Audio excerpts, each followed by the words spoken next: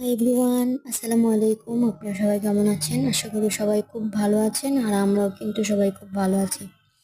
তো আজকে আমার একটা ডেইলি ব্লগ শেয়ার করব আপনাদের সাথে। তো আজকে যেহেতু শুক্রবার, তাই আমি আমার ওয়ার্ড্রোবের উপরে খুব ময়লা জমছে টিভির পাশে, তাই ভাবলাম যে আমি আমার ওয়ার্ড্রোবের উপরটা ভালোভাবে ক্লিন করে ফেলি আর আপনাদের সাথে শেয়ারও করে ফেলি আমার মিনি ব্লগটা।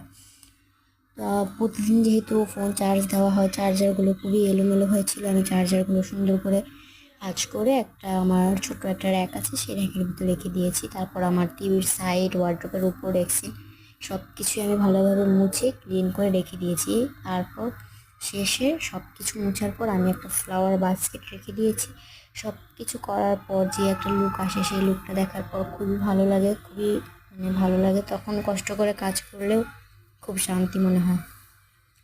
তো অনেক দিন ধরে আমার ড্রেসিং টেবিলটাও গোছানো হয় না। আমার হাজব্যান্ড একটু আগে নামাজে গেছে, তো নামাজে যাওয়ার আগে আঁতুড় দিয়ে গেছে, তো সেগুলো খুব এলোমেলো হয়েছিল, তাই ভাবলাম আমার পারফিউমগুলো ঠিক করে রাখি।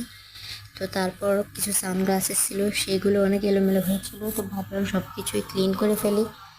তো সব কিছু ক্লিন করে ফেললাম আজকে। তারপর আমার বডি লোশন, সানস্ক্রিন, ময়শ্চারাইজার সব কিছু এলোমেলো হয়েছিল, আমি তারপর সব কিছুই গুছিয়ে রেখে দিয়েছি।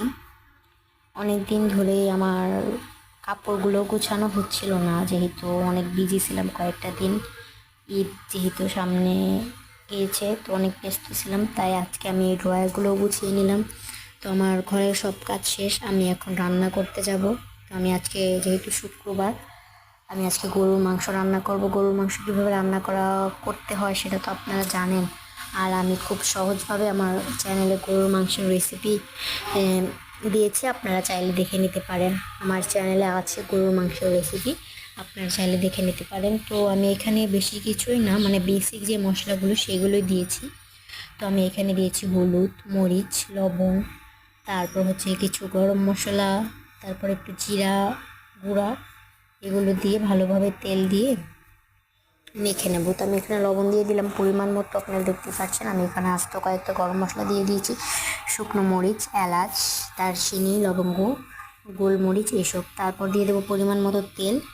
তেল দিয়ে ভালোভাবে মেখে নিতে হবে, ভালোভাবে মেখে নিতে হবে যাতে মশলা ভালোভাবে গায়ে লেগে থাকে।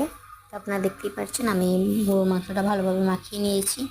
তো আমি ঢাকনা দিয়ে 30 মিনিটের জন্য ম্যারিনেট করে রেখে দেবো। এই ফাঁকে আমি ভাতও বসিয়ে দিয়েছি, তো আমার ভাত হয়ে গেছে।